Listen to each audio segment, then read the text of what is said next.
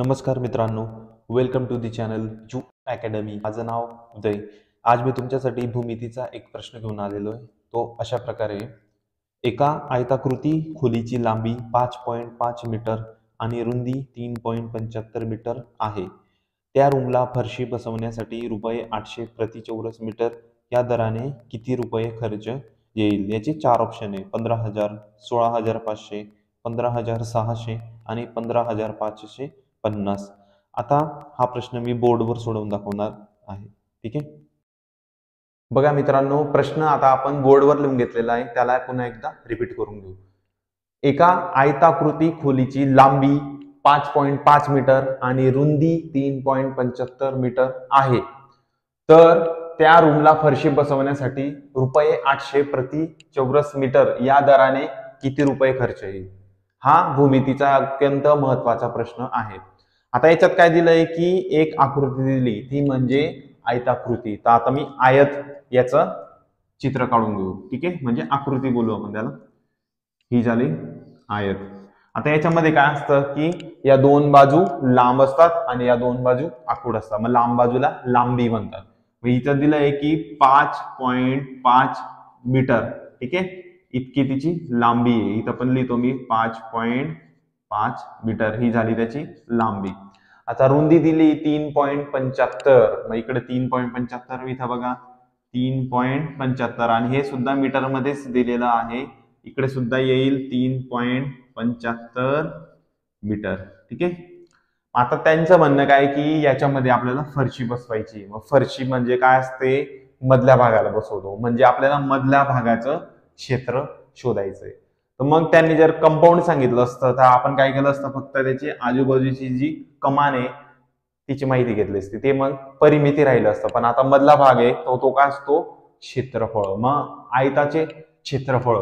ठीक आहे, आयत क्षेत्रफळ असं लिहितो मी. आयत क्षेत्रफळ काय असतं? तर मग लांबी आणि रुंदी यांचा गुणाकार. ठीक आहे. मग इथं लिहितो मी लांबी गुणिले रुंदी. ठीक आहे, मग लांबी गुणिले रुंदी हे झालं आयताचं क्षेत्रफळ. आता इथं फक्त क्षेत्रफळाचा क्षय लिहितो. ठीक आहे. आता लांबी किती दिली? 5.5 मीटर दिलेली आहे. 5.5 मीटर. ठीक आहे, गुणाकार आणि रुंदी दिलेली आहे 3.75. 3.75 मीटर. ठीक आहे. आता यांचा गुणाकार करूया.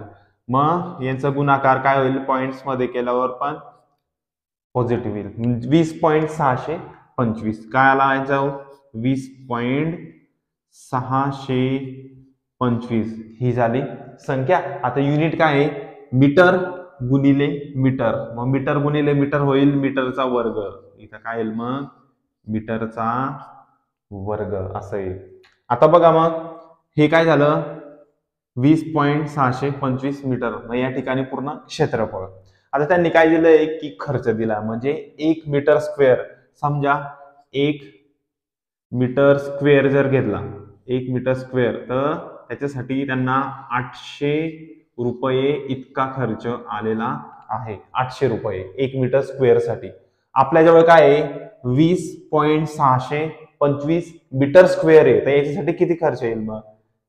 मग इथं लिहितो मी 20.625 मीटर वर्ग. तर याच्यासाठी किती खर्च येईल? मग इथं काय होईल?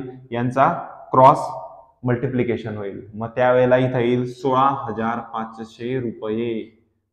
16,500 रुपये. मग आता आपण काय करू? प्रश्नावर जाऊया आणि तिथं 16,500 या ऑप्शनवर क्लिक करणार आहोत. ठीक आहे.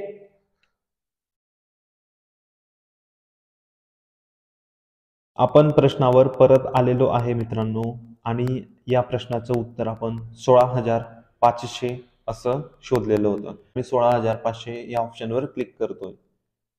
तर बघा मित्रांनो, 16,500 हे उत्तर अगदी बरोबर आलेलं आहे. धन्यवाद.